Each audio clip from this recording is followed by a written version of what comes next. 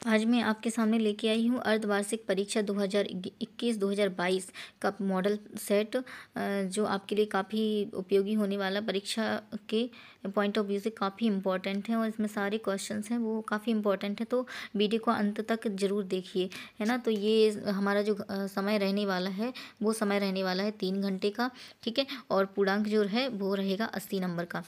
तो चलिए हम आगे बढ़ते हैं।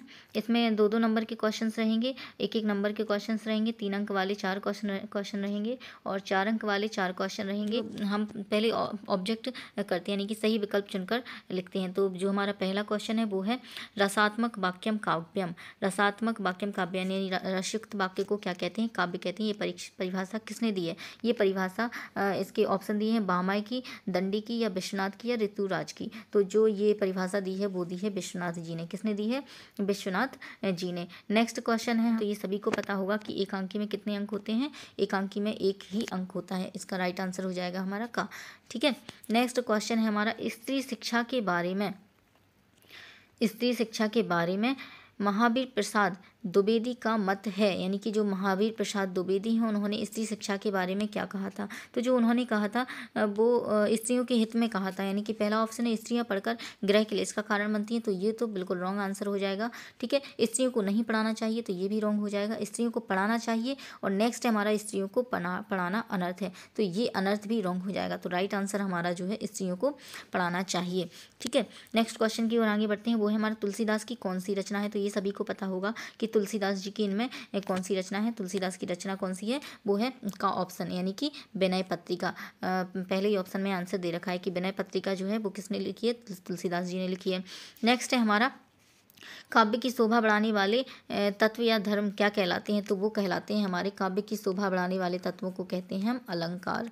ये हमारा गलत टाइप हो गया है, तो इसका आंसर आएगा हमारा अलंकार, ठीक है। नेक्स्ट क्वेश्चन है हमारा नेक्स्ट है सेकंड नंबर का क्वेश्चन है, उसमें आए हैं रिक्त स्थानों की पूर्ति कीजिए। तो रिक्त स्थानों की पूर्ति करना है, ठीक है। तो जो पहला क्वेश्चन है हमारा पंचवटी समास का उदाहरण है। तो पंचवटी किस समास का उदाहरण है? अब आपको पता है कि जिसमें पहला पद संख्यावाची हो उसको हम कौन सा समास बोलते हैं? पंच। पंच यानी 5 वटों का समूह। तो वो आंसर में क्या आ जाएगा? जो आ जाएगा पंचवटी यानी कि दिगु। इसमें आंसर में क्या आएगा? दिगु आएगा, ठीक है, दिगु।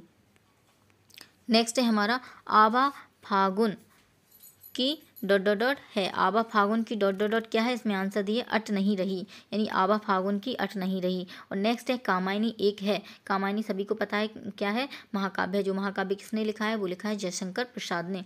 तो नेक्स्ट है हमारा मन्नू भंडारी के पिता रसोई को कहते थे। जो मन्नू भंडारी थे वो क्या कहते थे रसोई को? मन्नू भंडारी के पिता रसोई को कहते थे। तो इसका आंसर हमारा हो जाएगा क्या? भटिया रखना। क्या कहते थे? भटिया भटिया रखना। कैसे कैसे भटिया नाम है, भटियार रखना। मनु भंडारी के पिता रसोई को क्या कहते थे? भटियार रखना, ठीक है। नेक्स्ट है हमारा छायावाद के कवि हैं। तो छायावाद के कवि ये सभी को पता होगा। छायावाद के कवि कौन है? जयशंकर प्रसाद हैं। छायावाद के कवि कौन है? जयशंकर प्रसाद, ठीक है, जयशंकर प्रसाद है। छायावाद के कवि कौन है? जयशंकर प्रसाद।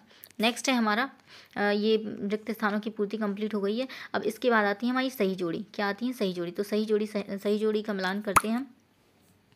पहला है हमारा सिंगार रस। अब सिंगार रस का स्थायी भाव है ना, जो सिंगार रस का स्थायी भाव है वो क्या हो जाएगा? ये हो जाएगा हमारा रति। सिंगार रस का स्थायी भाव क्या हो जाएगा? रति। और बाल गोविंद भगत का आंसर क्या आ जाएगा? जो हमारा सेकंड है उसका चौथा, यानी कि सेकंड का चौथा क्या है? कबीरपंथी। जो बाल गोविंद भगत हैं वो कौन है? कबीरपंथी। और नेक्स्ट है क्रिया एवं सहायक क्रिया। तो क्रिया एवं सहायक क्रिया का आंसर क्या आ जाएगा? तीसरे का चौथा, यानी कि तीसरे का चौथा कौन सा है?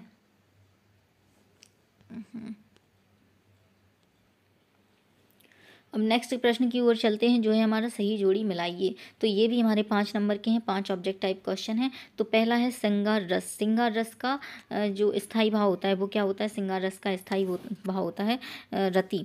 तो पहले का क्या हो जाएगा हमारा? ख, यानी कि रति स्थायी भाव। नेक्स्ट है हमारा बाल गोविंद भगत का क्या आएगा हमारा? वो आएगा दूसरे का आएगा चौथा, यानी कि बाल गोविंद भगत जो हैं वो हैं कबीरपंथी, ठीक है। नेक्स्ट है क्रिया एवं सहायक क्रिया। तो क्रिया एवं सहायक क्रिया क्या होती है? वो होती है तीसरे का पहले का पांचवा, दूसरे का चौथा और तीसरे का तीसरा, यानी कि तीसरे का तीसरा कौन सा है? ये संयुक्त क्रिया। क्रिया एवं सहायक क्रिया क्या होती है? संयुक्त क्रिया। और दिल्ली में सब कुछ था परंतु, अब ये क्या है? दिल्ली में सब कुछ था परंतु नाक नहीं थी। दिल्ली में सब कुछ था परंतु नाक नहीं थी। अब जो लास्ट बचा है वो तो हम मिला ही देंगे। छाया मत छूना, ये मन होगा या दुख दूना? ठीक है, छाया मत छूना, मत होगा, मन होगा या दुख दूना। ठीक है, तो नेक्स्ट है, इसके बाद हम चलते हैं आगे। एक शब्द या एक वाक्य में उत्तर दीजिए इसकी ओर। तो पहला जो शब्द क्वेश्चन है हमारा, एक शब्द की एक से अधिक बार आवृत्ति होने पर कौन सा अलंकार होता है? यानी एक शब्द की एक से अधिक बार आवृत्ति हो रही है तो इसका आंसर दे रखा है क्या? अनुप्रास अलंकार। कौन सा अलंकार होता है इसमें? अनुप्रास अलंकार होता है। यानी एक शब्द की एक से अधिक बार आवृत्ति होने पर कौन सा अलंकार होता है? अनुप्रास। नेक्स्ट है हमारा, हिंदू वेदों को किसकी रचना मानते हैं? हिंदू वेदों को किसकी रचना मानते हैं? वो मानते हैं ईश्वर की। हिंदू वेदों को किसकी रचना मानते हैं? ईश्वर की। नेक्स्ट है हमारा, मेरे द्वारा पुस्तक पढ़ी जा रही है में कौन सा वाच्य है? मेरे द्वारा पुस्तक पढ़ी जा रही है। किसके द्वारा पुस्तक पढ़ी जा रही है? मेरे द्वारा पुस्तक पढ़ी जा रही, तो ये है कर्म वाच्य। कि द्वारा वगैरह आ जाए तो आते हैं कर्म वाच्य में आते हैं। ठीक है, नेक्स्ट है हमारा, हाथ मलना का क्या अर्थ है? हाथ मलना का अर्थ होता है पछताना। क्या होता है? पछताना। तो हाथ मलने का अर्थ होता है, वो होता है पछताना। ठीक है, नेक्स्ट है हमारा, चांदनी रात के बाद क्या आती है? चांदनी रात के बाद क्या आती है? सबको पता होगा, चांदनी रात के बाद आती है अंधेरी रात। कौन सी रात? अंधेरी रात। नेक्स्ट है हमारा, कड़वी ककड़ी सा क्या लगता है? कड़वी ककड़ी सा क्या लगता है? योग का संदेश। कड़वी लकड़ी सा क्या लगता है? योग का संदेश लगता है। क्या लगता है? योग का संदेश। अब नेक्स्ट क्वेश्चन की ओर बढ़ते हैं हम। ये हमारे 2-2 नंबर के क्वेश्चन आ चुके हैं, यानी कि जो 2-2 नंबर में आते हैं वो किस तरीके से देना है हमें आंसर समेत मैंने आपको दे रखा है। यानी कि पहला जो है, गोपियों द्वारा उद्धव को भाग्यवान कहने में क्या व्यंग निहित है? गोपियों द्वारा उद्धव को भाग्यवान क्यों कहा गया और उनमें व्यंग क्या निहित है? तो इसका आंसर मैंने दे रखा है नीचे, कि उद्धव श्री कृष्ण के पास रहते हुए भी उनसे प्रेम नहीं कर सके हैं। जो उद्धव जी थे वो श्री कृष्ण के पास रहते थे पर उनसे प्रेम नहीं कर सके, इसलिए गोपियों को वे भाग्यहीन लगते हैं, क्योंकि उन्हीं के पास हैं, उनसे प्रेम भी नहीं कर पा रहे हैं तो वो भाग्यहीन लगते हैं। और यही व्यंग भाग्यवान कहने में व्यक्त है। ठीक है, तो यही व्यंग क्या है? भाग्यवान कहने में व्यक्त है। विपरीत लक्षण से भाग्यवान का अर्थ भाग्यहीन है। ठीक है, नेक्स्ट क्वेश्चन है हमारा, नेक्स्ट क्वेश्चन है, गोपियों ने उद्धव से योग की शिक्षा कैसे लोगों को देने की बात कही है? जो गोपियों ने उद्धव से योग की शिक्षा ली, कैसे लोगों को देने की बात कही है कि ये योग की शिक्षा हमें मत दीजिए, आप ये योग की शिक्षा किसी और को दीजिए। वो लोग कौन हैं? ठीक है, तो गोपियों ने उद्धव से योग की शिक्षा चंचल मन वाले लोगों को देने की बात कही है। तो इसका आंसर क्या हो जाएगा? शिक्षा किसको देने की बात कही है? चंचल मन वाले लोगों को देने की बात कही है, जिनका मन कभी कहीं और कभी कहीं रहता है। मतलब चंचल लोग कौन होते हैं? जिनका मन कभी कहीं हो और कभी कहीं हो। ठीक है, उन्हें योग की शिक्षा दी जानी चाहिए। तो ये गोपियों ने कहा है कि हे युद्धो, ये जो योग की शिक्षा आप हमें दे रही हैं, ये हमें ना देके आप उन लोगों को दीजिए जिनका मन कभी कहीं लगता है और कभी कहीं लगता है। यानी चंचल मन वाले लोगों को ये शिक्षा दीजिए जिससे उनकी चंचलता समाप्त हो सके।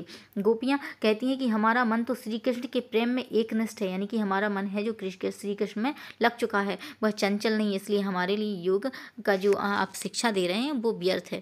ठीक है, इसके बाद जो हमारा नेक्स्ट क्वेश्चन है वो है, सूर्यकांत त्रिपाठी निराला की प्रमुख काव्य कृतियाँ क्या हैं? ठीक है, सूर्यकांत त्रिपाठी निराला की प्रमुख काव्य कृतियाँ क्या हैं, यानी कि उनका आंसर देना है। तो वो हैं, पहली है अनामिका, दूसरी है परिमल, अनामिका, परिमल, गीतिका और तुलसीदास। ठीक है, जो सूर्यकांत त्रिपाठी निराला ने काव्य कृतियाँ दी हैं वो चार हैं, अनामिका, परिमल और गीतिका और तुलसीदास। ठीक है, इसके साथ हमारा नेक्स्ट क्वेश्चन है, महाकाव्य किसे कहते हैं? ये भी मैंने मोस्ट इंपॉर्टेंट क्वेश्चन है महाकाव्य, ये कई बार पेपर में आपको देखने को मिला होगा। ठीक है, महाकाव्य किसे कहते हैं? 2 प्रमुख महाकाव्यों एवं उनके रचनाकारों के नाम लिखिए। तो इसका आंसर मैंने दे रखा है, वो है महाकाव्य विस्तृत होता है। कोई भी महाकाव्य हो, यानी कि जो विस्तृत खंड होते हैं, जैसे कि हमारी रामचरितमानस है जो तुलसीदास ने लिखी है ना, रामायण है वो वाल्मीकि ने लिखी है, कामायनी शंकर प्रसाद ने लिखी है, क्या विस्तृत ग्रंथ टाइप का लिखा हुआ है, तो उसे महाकाव्य कहते हैं। तो महाकाव्य क्या होता है? महाकाव्य विस्तृत होता है, इसमें प्रकृति का विशद चित्रण होता है।